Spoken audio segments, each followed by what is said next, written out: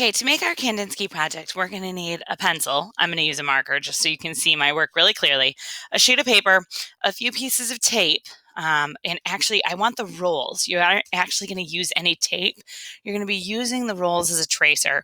And then whatever supply you'd like to use for your color. My favorite color media is always watercolor, so that's what I'm going to use, but you could use anything here. Okay, what I'm going to do to start with is I'm going to take my pencil and I'm going to draw for myself 3 hearts. Draw at least one larger heart, and then you can draw 1 or 2 smaller ones. Think about your supply media though. If your supply is something that doesn't color into little areas good, don't go teeny tiny because you're going to need to color these things in. Once you've done your 3 hearts, then I want you to be using 2 different sizes of tape so that you get 2 different sizes of circles.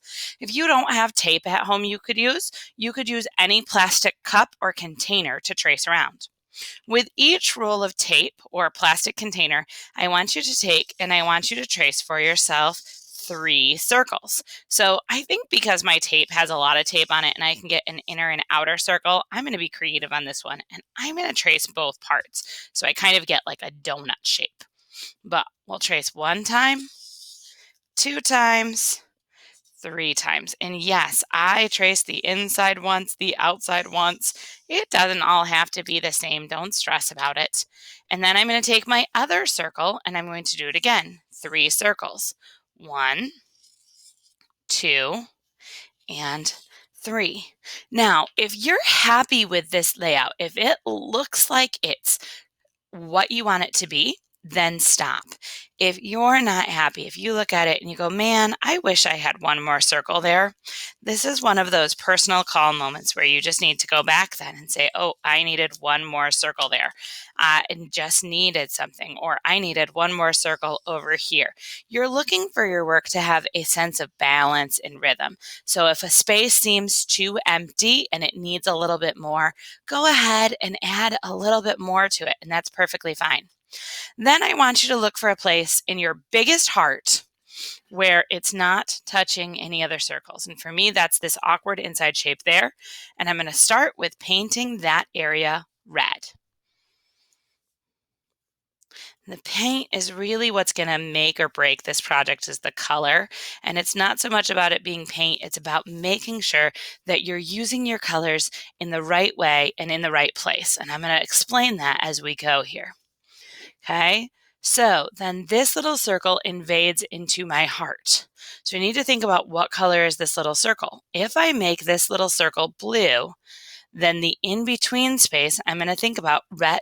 What do red and blue mix to make? Well, red and blue mix together and make purple. So in the part where they overlap, I'm going to go ahead and I'm going to paint my purple. Do you see what I'm doing with my colors here? So if I say, okay, this circle over here is yellow, I might come through and first paint that circle where it's all by itself yellow. But now look at, I have multiple overlaps here. So now I'm touching this circle and my heart. So now I need to think, what color is this circle? Well, let's be tricky. Let's make this circle green. Okay, so I'm going to put just a little bit of green there. I'm not going to paint mine all the way so you can see how I mix these. Then I'm going to make some yellow-green. If you're painting with watercolor like me, this is where the edge of your tray is really helpful. Take some green paint over there.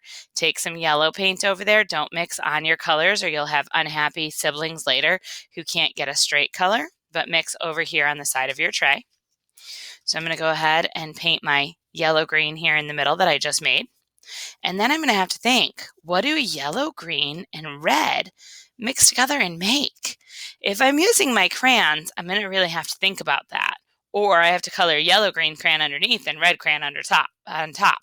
If I'm using my paint, I can do just like I did before, where I go ahead and move some of that yellow, green, and then move some red with it.